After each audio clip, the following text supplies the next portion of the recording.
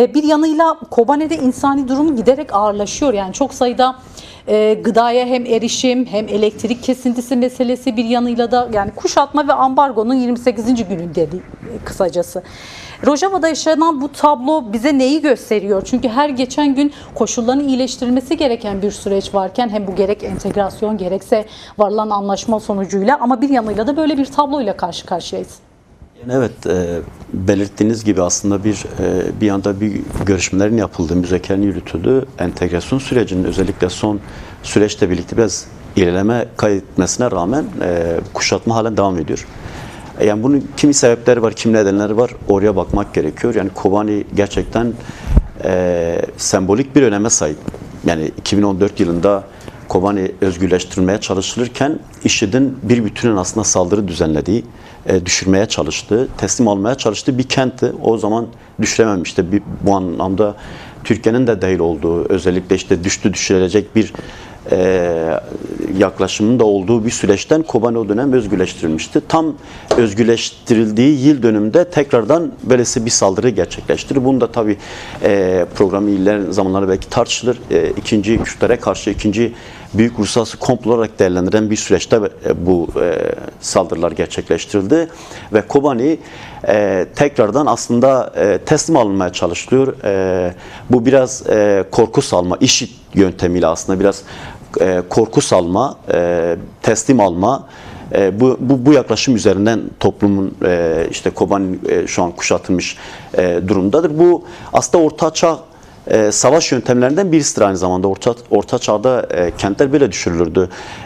İşte kaleler kuşatılır, günlerce sular kesilir, lojistik kesilir. Orada irade teslim alınır. İşte o şekilde ancak o kaleler zapt edilirdi. Kobani yapılmak istenen aslında şimdi bu şekildedir. Yani 28 gündür elektrik kesimi, geçen işte kısmi bir elektrik verme durumu gerçekleşti ama onun dışında halen lojistiğin ulaşmadığı, sağlık sorunlarının yaşandığı, işte çocukların gıda erişimin zorluğunu yaşadığı, kadınların bir bütünen kentin aslında bir kuşatma hali halen devam ediyor. Yani bunun mevcut durumda ne işte dediğimiz gibi yürüyen süreçte ne entegrasyonla ne barış süreciyle ne bu görüşmeler hiçbir şekilde uyum sağlamıyor. Yani bu halen şu devam ediyor. Yani Kürt'ün halen iradesi kırılmaya çalışıyor. O irade teslim alınmaya çalışıyor. Ama buna karşı da şunu da net olarak görebiliyoruz. Gerçekten Kobani'de müthiş bir direniş var. Yani halkın orada 7'den 70'e halkın orada koymuş olduğu irade bu süreci aslında 2014'te nasıl boşa çıkarmışsa mevcut durumda da boşa çıkaran olan yine oradaki halkın öz gücüyle, öz direniş hattıyla, kendi imkanlarıyla direniş hattını örmesiyle bunu boşa çıkaracaktır. Onda hiç kimsenin kuşkusu olmasın. Önümüzdeki süreçte de gerçekten bu kuşatmanın kırılmasına dönük de sadece Kobani halkıyla sınırlı kalmaması gerekiyor. Yani bütün dünyanın ve bir bütünen Kürdistan'ın bütün yönleriyle bu kuşatmaya sahip çıkılması da gerekiyor. Kürtler, evet, Kürtler var. Kürtler masada. Ama hangi Kürt, nasıl Kürt meselesi var aslında. Biraz genel tartışma burada tıkanıyor. Yani daha çok Kürt Özgürlük Hareketi'nin paradigmasını, özellikle Kürt Halk Önderi Abdullah Öcalan'ın ortaya koymuş olduğu paradigmayı mümkün olduğunca reddetmeye, inkar etmeye, onu bertaraf etmeye dönük ortaya çıkan bir yaklaşım var. Yani bu sürecin aslında tıkanma sebeplerinden bir tanesi budur. Ama son süreçte hem bu direniş hattı hem uluslararası alanda, yani bu aslında ikinci uluslararası komployu boşa düşüren birinci komplo 1999 komplosunu boşa düşüren Kürt halkının ortaya koymuş olduğu bir direniş hattıydı. İkinci komployu uluslararası, yani bir bütüne Kürtlere hedef alan ikinci komployu boşa düşüren Kürt halkı ve dostlarıydı. Yani dünyada bu anlamda ortaya çıkan kamuoyunun boşa düşüren bir noktaya. Dolayısıyla şunu söyleyebiliyoruz. Yani bugün aslında Kürt Özgürlük Hareketi'nin paradigmasının Orta Doğu'da artık yaşam bulduğu, Orta Doğu'da artık bir alan açtığı bir durumu tartışabiliyoruz. Bugün Kürt Halk Önderi Abdullah Öcalan'ın belirtmiş olduğu nokta da tam da budur. Yani bu entegrasyon meselesi karşılıklı kabul gören bir noktadaysa burada bir çözümden, bir barıştan, bir birlikte yaşamdan bahsedebiliriz. Bugün eğer ikinci aşama başladı diyorsa bu bizler açısından gerçekten üzerine durulması gereken, bu süreci inşaya dönük muhatapları tarafından ciddi anlamda örülmesi gereken bir sürecin olduğu durumu yaşıyoruz. Dolayısıyla bu umut verici, belki herkes açısından heyecan yaratan bir noktada olduğunu da belirtebilirim. Bu programı izleyen ya da Kürt halkının aslında belki de merak ettiği soruların başında geliyor. Yani bu fiziki özgürlük meselesi ya da koşulların düzeltilmesi meselesi ne anlam ifade eder bundan sonrası için? Kısa rejideki arkadaşlarımız bağlantıyı tekrar yapana kadar istersen sen devam et. Ya evet, yani aslında yani şu an artık yani bütün kamuoyu açısından da, Türkiye kamuoyu açısından da, devlet açısından da Suriye koşullarında ortaya çıkan bu son durumda da yani bu sürecin hem Türkiye boyutu hem Suriye boyutu aktörü Kürt Halk Önderi Abdullah Öcalan'dır. Dolayısıyla bu sürecin ilerleyebilmesi açısından da gerçekten hem özgür koşullarda hareket edebilmesi gerekiyor. Yani biz Orta Doğu Savaşı'ndan bahsediyoruz. Türkiye'nin ciddi anlamda az önce sevgili Tayyip Temel'in bahsettiği aslında PKK'nın Fesih Kongre kararı aslında kuruluş kadar önemli olan bir kongre sürecinden bahsediyor. Bunu gerçekleştiren Kürt Halk Önderi Abdullah Öcalan'dır. Yine Suriye'de işte ortaya çıkan Rojava ve Suriye devletleri arasında ortaya o savaş koşullarını aslında kamuoya yansımıştı. Bunu durduran direkt kendisinin devreye girmesiyle aslında o savaşı durmuştu. Dolayısıyla böylesi önemli süreçleri yön veren, ciddi anlamda etki ettiği bir durumda halen biz koşullarının nasıl olacağı tartışması yürüyoruz. Bu çok ciddi anlamda bir sorundur. Özellikle Kürt halkının işte 15 Şubat çerçevesinde aslında ele aldığımızda ciddi anlamda bu yönlü bir beklenti var. Yani Kürt halkının beklentisi var, dünya kamuoyunun beklentisi var. Yani böylesi Orta Doğu'da böylesi barış sürecinin konuşulduğu ama bunun en önemli aktörlerinden bir tanesi bu anlamda Kürt Halk Önderi Abdullah Öcalan'ın halen İmralı koşullarında tutulması bu ciddi anlamda sorun. Kimse bunu kabul eder bir durumda değil. Kürt halk da bunu kabul etmiyor. Dostlar da bunu kabul etmiyor. Süreç de bunu kabul etmiyor. Yani 2 gün önce İmralı heyeti Türkiye Cumhurbaşkanı'yla bir görüşme gerçekleştiriyor ve o heyet diğer muhatap olan Kürt Halk Önderi Abdullah Öcalan'a görüşmeye gidiyor. Yani böylesi aslında dengi bir sürecin yürütüldüğü durumda bile bu durumun bir an önce gerçekten bir artık özgür çalışır koşullara kavuşması gerekiyor. Bunun süreci anlamda da süreci de zorlayan bir nokta olduğu ortadadır.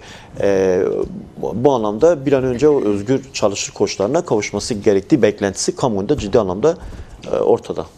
Siz bu şeffaflık meselesini nasıl yorumluyorsunuz? Çünkü yine Fethi Yıldız'ın açıklaması ne demişti? Umut Hakkı başlık olarak olmasa da AYİM kararları üzerinden içerik olarak yer alacak bir açıklaması vardı hani bugün itibariyle. Kuşkusuz ki buna benzer açıklamalar peyderpey geliyor ama hani az önce de ifade ettiğim şekliyle de bir adım atılmış değil ya da oluşturulacak olan rapor ardından belki de oylamaya sunulacak olan başlıklardan bir tanesinde bu mu oluşturacak onu henüz bilmiyoruz elbette ki içeriğini vesaire. Önümüzdeki günlerde belki bu tabloyu biraz daha görüp tartışma fırsatı bulacağız ama bu başlık bence önemli bir yerde duruyor. Yasanın adını da koymuşsunuz diyor. Olur inşallah diyor.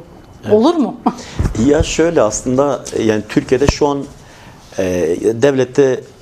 devlet aklını aslında bu sürecin başlamasıyla birlikte ciddi anlamda yürütülen bir tartışma vardı. Yani bu sürecin yürütücüsü devlet aklını kim yürütüyor noktasında bir tartışma vardı. Bu anlamda MHP'nin, Devlet Bahçeli'nin soyunmuş olduğu rol önemli. Yani bu açıklamalarıyla özellikle sürecin başlangıcı boyutuyla işte kurucu önderdir, sürekli Kürt Halk Önderi Abdullah Öcalan'a bu anlamda önem atfeden ve bununla birlikte aslında Kürt ve Türkiye halklarının aslında birlikte kurtuluşu ya da işte bu anlamda o beka sorununu burada gören ve oradan aslında Kürt Halk Önderi Abdullah Öcalan'ın rolünü atfeden yaklaşımlar önemli. Yani bu inkar edilecek bir durum değil.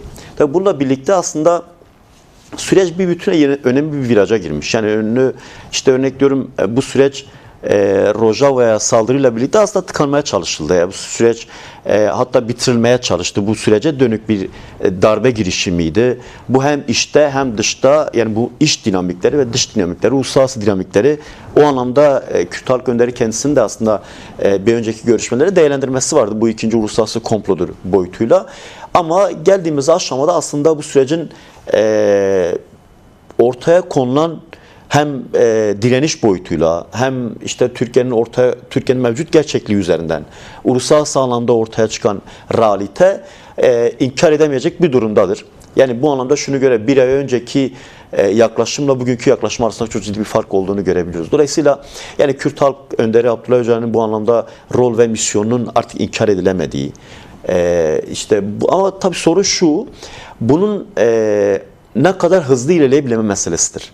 Yani o önemli virajın sonuca ulaşma noktası ne kadar zaman alma noktasıdır. Bu anlamdaki handikaplarıdır. Bu anlamdaki işte masada geriye çekme, masadaki o pazarlık meselelerinin özellikle Rojava boyutuyla, Orta Doğu gerçekliği üzerinden Suriye boyutuyla bunu zaman zaman geriye çeken, bir adım ileriye, iki adım geriye, iki adım ileri, bir adım geri tartışmaları üzerinden aslında bir sonuca varmıyor. Ama şunu rahatlıkla söyleyebiliyoruz. Yani bu sürecin artık önüne geçilemeyeceği. Hatta şunu net olarak söyleyebiliriz. Yani bu anlamda Kürt inkarının geldiğimiz aşamada yenilgiye uğradığını, Kürt Halk Önderi Abdullah Öcalan'ın ortaya koymuş olduğu demokratik ulus perspektifinin aslında başarıya ulaştığını ve artık bunun önünün açık olduğu noktası ve zeminin ortaya çıktığını görebiliyoruz. Bugün işte az önce sevgili Ceylan Akça'nın belirttiği, Suriye Dışişleri Bakanı Suriye hükümetini temsilen oraya çağrıldı ama Mazlum Abdi ve İsmini unuttum başkan. İlham Ahmet'in aslında özerk yönetim adına oraya çağrıldığı gerçekliği, orada aslında birlikte yaşamın da durumunu artık uluslararası boyutta da bir statü kazandığını görebiliyoruz. Ya da en azından onun artık zemini açıldığını görebiliyoruz. Yine işte az önce bahsettiğimiz Türkiye'de bu süreç yürüyecekse Kürt Halk Önderi'nin ya da Kürtlerin artık asli unsur olduğu, bu sürecin bir muhatabı, bu süreci bu şekilde Türkiye'nin de aslında demokratikleşebileceği, Türkiye'nin her boyutuyla bu içinde bulunduğu çıkmazdan bu şekilde çıkabileceği gerçekliği var. Dolayısıyla temel sorun şu, yani bu söylemde artık geçmesi gerekiyor. Fethi Yıldız'ın artık söyleneni pratiğe dönüştürmesi gerekiyor. Devlet Bahçeli'nin artık söyleneni pratiğe dönüştürmesi gerekiyor. Sonuç itibariyle evet, bir muhalefet gibi durma durumunun ya çok kabul gören bir durum değildir. Siz iktidarın ortağısınız. O sözleri siz söylerken kime söylüyorsunuz? Ben partiye mi söylüyorsunuz adım atılması gerektiğini? Yani Umut Hakkı ile ilgili, Kürt Halk Önder'in koşullarıyla ilgili, işte diğer durumlarla ilgili, Ahmet'le ilgili vesaire. Şimdi bunu kime söylüyorsunuz? Yapması gereken sizsiniz. Dolayısıyla burada artık somut adım atmaları gerekiyor. Yani bu durumun sözde değil, gerçekten özde, somut adımlara dönüşmesi noktasında da yani kamuoyunu da bu anlamda artık rahatlatan yaklaşımlar olması gerektiği ortadadır. Bu kadar tartışmalı olan bir ismin Adalet Bakanlığı'na, bu kadar kritik bir bakanlığa atanmış olması, bütün tartışmaları da göz önünde bulundurduğumuzda sizin yorumunuz ne olacak? Onu merak ediyorum. Çünkü yıllardır bir yanıyla da tartışılan kısmı var. Ne bu? Yargı bağımsızlığı, yürütmeyle olan ilişkisi meselesi biraz. Dilersen oradan devam edelim. Yani şimdi Türkiye'nin şöyle bir sorunu var. Demokratikleşme sorunu var. Yani 100 yılı Türkiye aslında bir kayıp 100 yıldır. Bu gerçeklik ortada. Dolayısıyla ikinci yüzyıla girerken gerçekten Türkiye, yani Kürt sorununu çözen, yani Kürtlerle bu 100 yıllık, son 50 yılı savaşla geçen Kürt sorununu çözerken bir demokratikleşme kapsa aralanmış. Böylesi bir zemin ortaya çıkmış. Ama tabii bu yetmiyor. Yani bu paralel olarak Türkiye'nin bütün demokratikleşmesi gerekiyor. Yani bir taraftan işte Kürtlerle ya da çözüm süreci tartışması yürütürken diğer taraftan Türkiye muhalefetine dönük, Türkiye Sosyalist Hareketi'ne dönük bu operasyonlarla, işte tutuklamalarla, hak gasplarıyla bu ülkeyi demokratikleştiremezsiniz. Bu ortadadır. Daha bir hafta önce işte DEM Parti'nin bileşeni SHP'ye dönük çok geniş bir operasyon gerçekleştirildi. Yani bu mevcut süreçte ne kadar bağdaş kurulabilir? Ya da işte ana muhalefet CHP'ye dönük gerçekleştirilen kayyum, tutuklama, belediye başkanları sürekli o operasyon durumları Türkiye ne kadar demokratikleştirebilir? Ya da Türkiye kamuoyunu, Türkiye halklarını ne kadar rahatlatabilir? Bizim Türkiye'de işte demokratikleşme sürecine girdiğimiz, Türkiye'nin demokratikleşeceği, hak, hukuk, özgürlüklerin önünü açılacağı sürekli en çok AKP tarafından söylenir. Ama pratikte buna baktığımızda aslında bunun böyle gerçekleşmediği, siz de belirttiniz aslında Akın Gürley'in çok tartışmalı bir isim olması, yani CHP davasında, HDP davasında bu öncülüğünü yapan bir savcı aynı zamanda.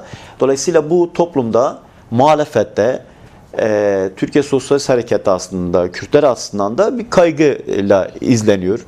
Nereye kadar gider? Bunun sonuçlarını önümüzdeki süreçlerde daha çok görürüz. İlk icraatı, ilk demecinde işte avukat kısıtlamasıyla başladı aslında bu sorun. Yani yıllarca zaten hukuksuz bir şekilde siyasi tutsakların olduğu bir ülke gerçekliğinde ilk müdahalelerin aslında avukat ve tutsak görüşmelerine dönük yapılacağı noktasında aslında mesajını veren bir durumda.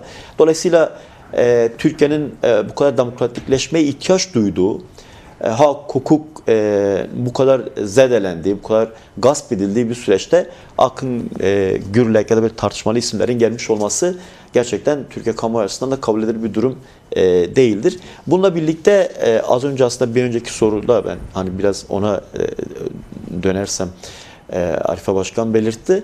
Yani şöyle bir gerçeklik var, yani sahada özellikle Kürt Halk Önderi Abdullah Öcalan'a dönük 15 Şubat Uluslararası Komplo dün gerçekleşti. Birçok ilde çok farklı geçti. Yani yüz binlerin alanlara döküldüğü bir durum yaşandı. Ciddi anlamda bir sahiplenme, hem kendisini sahiplenme, hem bu şu an mevcut durumda bulunduğu koşullara dönük aslında bir protestoydu, bir tepkiydi. Ve aynı zamanda mevcut durumda paradigmasına, bu süreci sahip çıkan bir durumdaydı aynı zamanda. İstanbul'da da dün yüzlerce kişi bir araya geldi. Bütün o engellemelere, bütün olumsuzluklara rağmen yüzlerce kişi bir araya geldi. Bunu protestoydu İstanbul'da. İşte Diyarbakır'da birçok ilde yürüyüşler, sahiplenmeler gerçekleşti. Dolayısıyla şunu net olarak görebiliyoruz. Yani Kürt kamuoyunda, Türkiye muhalefeti, hareketi, sosyalist hareketi aslında şunu rahatlıkla söyleyebiliriz. Bu süreci sahiplenen, Kürt Halk Önderi Abdullah Öcalan'ın paradigmasına sahip çıkan bir durum ortadadır. Ve bunu bu anlamda rol ve misyon verdiğini, arkasında durduğunu net olarak görebiliyoruz. Temel sorun aslında Türkiye'nin bu anlamda AK Parti hükümetinin, devletinin artık somut adama dönüştüğünü ya da o anlamda bir beklentinin olduğunu söyleyebiliriz. Bu da tartışıldı aynı zamanda. Zaten yargı bağımsızlığının geldiği nokta hepimizin malumu. Bir yanıyla da aslında barış ve demokratik toplum sürecinin inşasını konuşurken en önemli başlıklardan bir tanesini ne oluşturuyor diyoruz? Yeni bir anayasa meselesi ya da yeni atılacak olan yasal düzenlemelerin hayata geçirmesi yönünde talepler var bir yanıyla da.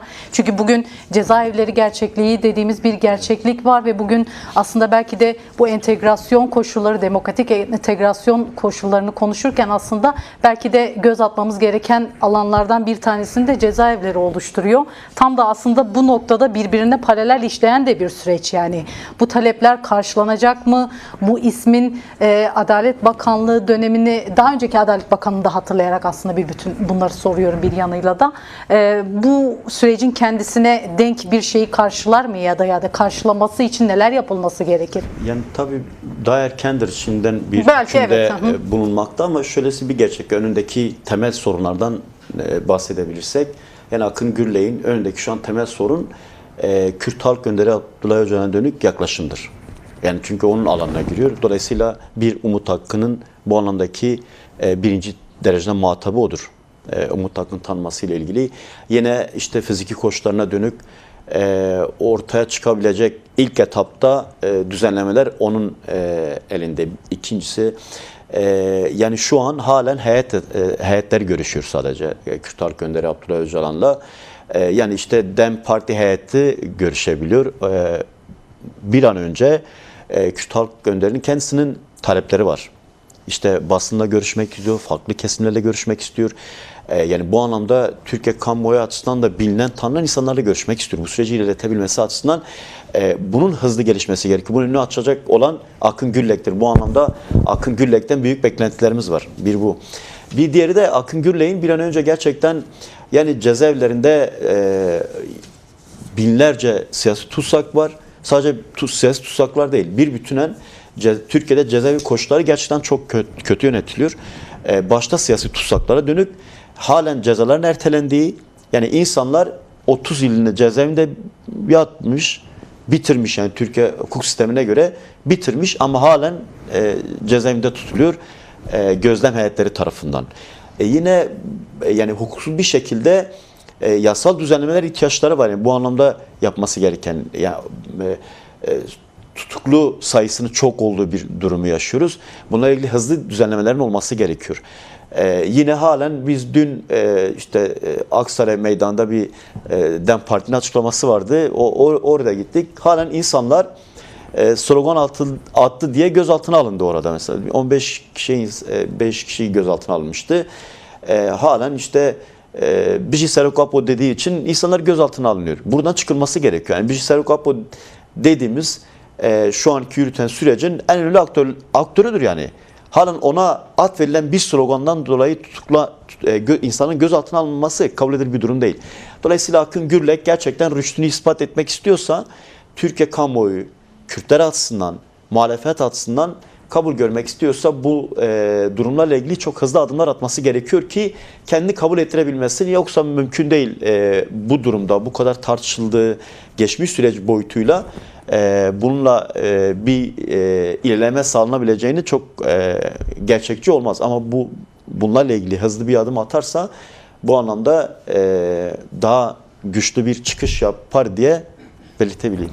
Hakikat ve adalet yüzleşmesinin sağlanabilmesi için son olarak belki de yapılması gerekenler ne olmalı? Çünkü önümüzdeki salı, çarşamba ve belki de ondan sonraki günlerde de önemli bir hareketliliğin olacağı kuşkusuz ki bir tablo olarak karşımızda duruyor. Yeni hafta aslında, yani haftaya bakış gerçekten çok kritik bir süreçtir aynı zamanda. İçinden geçtiğimiz anlamda da öyledir. Yani çünkü yani çok o kadar hızlı gelişmeler yaşanıyor ki yani siz yani Kürtler aslında 10 gün önceki psikoloji, şimdiki psikoloji çok fark var. Çok büyük bir makas var. Dolayısıyla önümüzdeki günlerin çok açık olduğu, değişimlere çok açık olduğu, yeni gelişmelere, özellikle bugünkü yapılan görüşme belki tarihi bir öneme sahiptir. Özellikle entegrasyon sürecine geçiş süreci bu anlamda Kürt halk önderliğinin değerlendirmesiyle yeni ikinci aşamaya geçildi. Bunun artık adımı atıldığı anlamına geliyor. Bu anlamda gerçekten yani bizim Türkiye'de Kürtler aslında genel anlamda beklediğimiz belki 10 yıllardır, 100 yıldır, 10 yıllardır beklediğimiz gelişmeler önümüzdeki bir hafta, bir ay içerisinde gerçekleşebilecek bir durum ortadır. Dolayısıyla bu anlamda Kürtler açısından da hem umudun çok güçlü olduğu ama bununla birlikte halen risklerine devam ettiği bir durumdur. Dolayısıyla benim son söyleyeceğim özellikle Kürtler açısından, dostları açısından bu süreç daha tamamlanmamış. Yani bu bahsettiğimiz komplo süreci Kürtlere karşı bir bütünen uluslararası güçlerin içinde olduğu, Kürtlere karşı gerçekleşen bu uluslararası komplo halen yani belki başarısız kırıldı, amacına ulaşmadı ama halen devrede, halen devam ediyor. Bu anlamda duyarlılığın halen yüksek olması gerekiyor. Özellikle Kobani kuşatmasına dönük yine bu sürecin nihai bir amacına ulaşması anlamda Kürt halkının bu anlamda mücadele zeminlerini güçlü tutması, Kürt halkının dostlarının bu anlamda duyarlılığına halen devam etmesi, bu uluslararası kamuoyun halen yani dostane ilişkilerin bu anlamda sesini yükseltmesi ve bu süreci gerçekten bir bütünen sahiplenerek yürütmesi gerekiyor. Çünkü tehlike halen devam ediyor. Ama onunla birlikte gerçekten Kürt halkının 100 yıldır özlemini çektiği hem statü hem özgürlük bu anlamda en yakın olduğu süreçte olduğumuzu da belirtebilirim.